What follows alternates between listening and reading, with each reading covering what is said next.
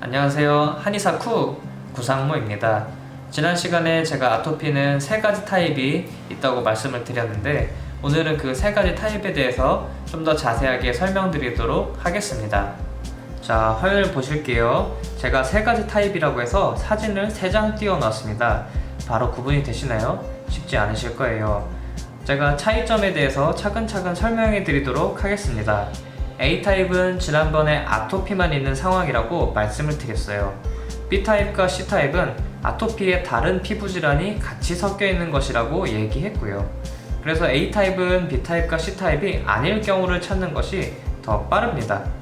B타입과 C타입은 다른 피부 질환이 자기의 모습을 드러냈기 때문입니다. 자, B타입을 한번 볼게요. 굉장히 보기에 심해 보이죠? 많이 긁은 것 같고 상처도 나 있습니다. B타입은 아토피에 다른 피부 질환이 같이 있는 것이라고 했죠? B타입의 다른 피부 질환은 바로 세균성 피부 질환입니다. B타입은 아토피에 세균이 같이 감염된 상태입니다. 아토피만 있으면 이 정도로 가렵지는 않습니다. 그런데 세균이 같이 감염이 되면 굉장히 가려워집니다. 밤에 잠 잘 못 주무시고 긁으시는 분들 많습니다. 그런 분들이 B타입이 굉장히 많아요. B타입은 아토피 피부가 굉장히 붉은 편이고요. 거의 상처가 크게 많이 납니다. 상처에서 나중에 노랗게 진물도 생기고 노란 갈색 정도의 딱지가 생깁니다. 혹은 딱지도 안 생기고 계속 긁어서 상처가 심합니다. 이런 사람이 더 큰일이고요. 자, 그럼 B타입일 때는 치료를 어떻게 해야 되는가? 자, 꿀팁 나갑니다. 일단 스테로이드는 바르는 것을 중지하시고요. 그 다음에 약국에 갑니다. 빨간 약을 사러 갑니다. 빨간 약은 포비돈이에요. 자, 빨간 약을 사서 상처난 부위에 발라줍니다. 이해가 안 되시죠? 넘어졌을 때나 빨간 약을 바르는 건데 아토피인데 빨간 약을 바르라고 하니까, 하지만 빨간 약의 원리가 상처가 난 부위에 세균이 감염될까봐 바르는 겁니다. 이게 상처가 났다고 해서 무조건 감염되지는 않지만 혹시 몰라서 바르는 거예요. 빨리 나으라고 바르는 개념은 아니고요.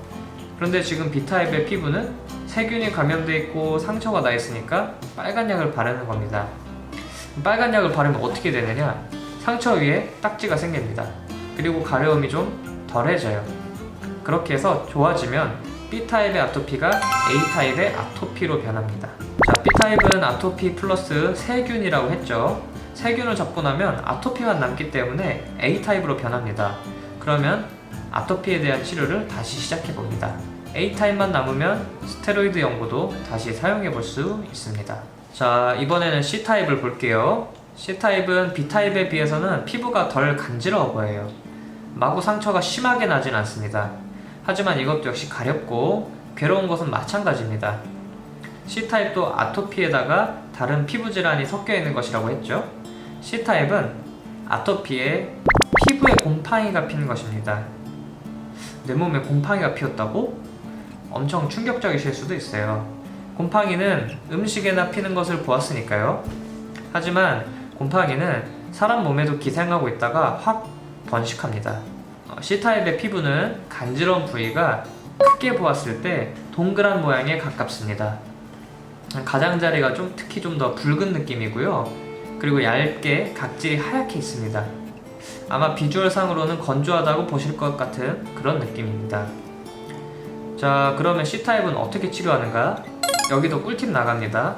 일단 C타입도 스테로이드는 중단하세요. 그리고 또 중단해야 될 것이 보습제도 꼭 중단해 주세요. 여러분들이 보습제를 사랑하시는 것은 알지만 상황에 맞춰서 써야 합니다. 곰팡이는 습한 곳에서 잘 생깁니다. 보습제는 피부를 곰팡이가 살기 좋은 환경으로 만들어줍니다. 곰팡이를 없애고 난 이후에 사용을 고려해 보셔야 합니다.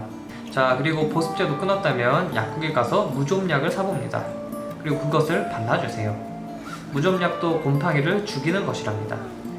자, 이렇게 곰팡이도 퇴치하면 A타입의 아토피로 넘어갈 수 있습니다. A타입으로 가신다면 다시 스테로이드를 사용해 볼 수 있답니다. 자, 마지막 A타입입니다. B타입의 세균이나 C타입의 곰팡이가 없다고 판단이 되면 A타입으로 보면 됩니다. 사진을 보면 가려워 보이기는 B타입처럼 상처가 많이 있지는 않죠. 그리고 C타입처럼 하얗게 각질이 건조해 보이는 느낌으로 있지도 않고요.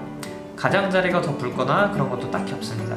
이런 경우에는 A타입, 즉 아토피만 있다고 판단을 하고 치료를 합니다. 그런데 A타입의 경우 몸 상태에 따라 아토피가 심해지고 약해지고를 하는데 A타입이 심해지면 세균이나 곰팡이가 증식해서 B타입이나 C타입으로 변신을 잘합니다. 그리고 B나 C타입도 상황에 따라 다시 A타입으로 변하기도 하고요. 제일 좋은 것은 BC타입에서 A타입으로 만드시고 A타입 아토피에서 치료가 잘 돼서 아토피에서 해방되는 것이 베스트입니다.